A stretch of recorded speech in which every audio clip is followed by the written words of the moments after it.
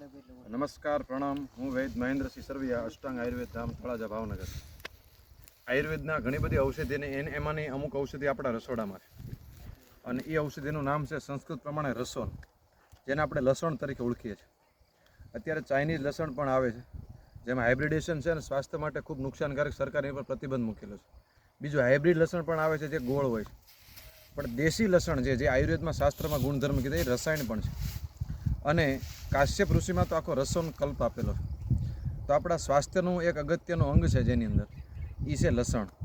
અને આપણા અલગ અલગ ઔષધિ ઉપયોગીતા ખૂબ છે. તો આ લસણની અંદર જે દેશી લસણ હોય એ દેશી લસણને અંદરથી ગુલાબી અને ઝાય હોય છે. આ રીતે તમે જુઓ તો અંદર એમાં ગુલાબી ઝાય મળે છે. અને એ લસણમાં પ્રાકૃતિક ખેતીથી પકવેલું લસણ એ તો સ્વાસ્થ્ય માટે ઉત્તમ છે. અત્યારે આપણે બધા ખેતી કરી રહ્યા છીએ, પણ મોટાભાગે રાસાયણિક ખાતર અને જંતુનાશક દવાવાળી ખેતી કરે. ત્યારે અહીંયા પંકજભાઈની વાડીએ આવ્યો અને મેં આ લસણ જોયું ત્યારે લોકો એવું કહેતા કે ભાઈ કેમિકલ વગર થાય નહીં, પણ પંકજભાઈની સાથે એવા હજારો ખેડૂતો દેશ અને દુનિયામાં અને ભારતમાં ખાસ કરીને છે કે જે એક પણ કેમિકલ વગર ખેતી કરે છે. ત્યારે એક આયુર્વેદના વેદ તરીકે આપણા સ્વાસ્થ્યની જાળવવા માટે મહર્ષિ કાશ્યપના સૂત્ર છે, તસ્માત ભીષક ભી આહારો મહાભેષજે મુચ્યતે. ખોરાક એ બહુ મોટી દવા છે.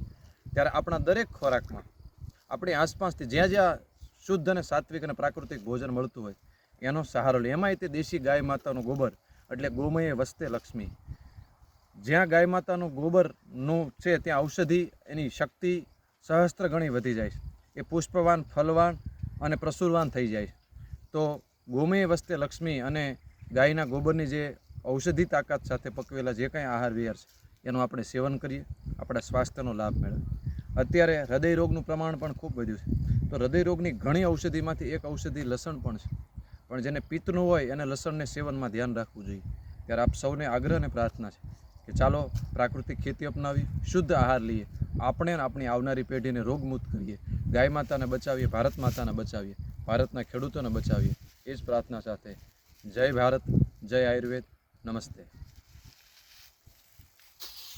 આ તમારું દેખાડાઈ ગયું મસ્ત.